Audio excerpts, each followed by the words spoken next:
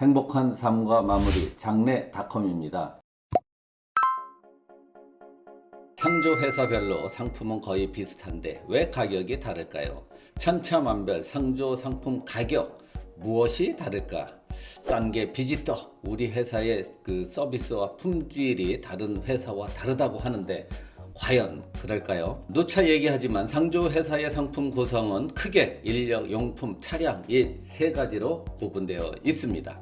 상조 회사의 상품 구성이 같을 경우 품질에는 큰 차이 없습니다. 그런데 가격은 10%에서 100%까지도 차이가 납니다. 상조 회사의 상품 원가를 분석해보면 그 이유를 바로 알 수가 있습니다.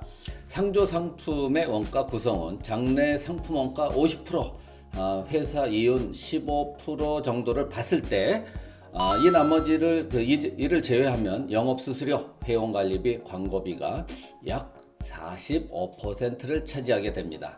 장내 진행 방식에 따라 하청 단계가 늘어날 경우 그만큼 비용이 상승하게 되는 요인이 되는 것이죠.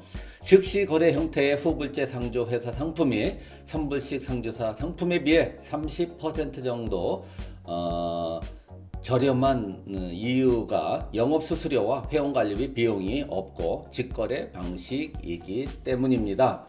그렇다고 상조 상품 금액이 후불제 또한 싼 곳이 무조건적으로 좋다고 얘기할 수는 없습니다. 저렴한 가격에 대해서도 의문이 드는 것은 끼워 팔기와 상품에 포함되지 않는 추가 비용이 분명히 있을 수 있어서 정확한 비용은 장례를 치르고 나서 알 수 있다는 것이 문제입니다. 이로 인한 서비스 질의 저하나 소홀함이 나타날 수가 있다는 것입니다. 특히 후불제 상조 상품 중에 너무 눈에 띄게 저렴한 상품은 피하는 것이 좋다고 생각합니다. 상조 회사 광고만 보면 모두 다 해주는 것 같습니다. 광고만 보면 월 15,000원에 이 모든 것을 다 해드립니다 라고 이야기하지만 월 불입금 15,000원이 중요한 것이 아니고 불입 횟수와 총 불입 금액이 중요합니다. 예를 들어 15,000원 곱하기 불입 횟수가 300회라고 하면 총 불입 금액은 450만 원이 되는 것입니다. 그래서 총 불입 금액의 그 크기 규모를 보고 결정해야 됩니다. 자, 선불식 상조회사와 후불식 상조회사 중에 어느 곳이 좋을까요? 자, 장단점 비교를 좀 해볼까요? 선불식 상조 회사의 장점으로는 시간이 지나도 상조 상품의 그 계약 금액이 오르지 않는다는 것입니다. 즉 물가 보상이 된다는 거죠. 그리고 매월 나누어 냈던 불입금이 있어서 장례비 부담이 덜 된다는 것이죠. 단점으로는 매월 불입금 그 부담과 함께 상품 가격이 높다는 것입니다. 또한 상조 회사가 폐업할 경우 불입금을 손해 볼 수가 있고 때로는 50%밖에 돌려받지 못할 경우도 있습니다. 반면에 후불식 상조사의 장점은 매월 불입금이 없고 비용이 저렴하다는 것입니다.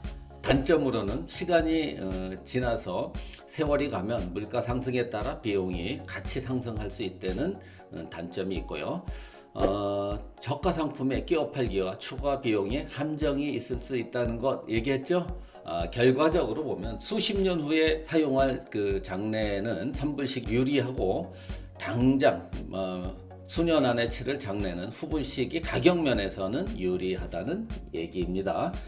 장례가 발생하면 가입된 선불식 상조 상품과 후불제 상조 상품을 비교해 보시고 상품 구성이 좋고 비용이 낮은 곳을 이용하시게 되면 되겠죠.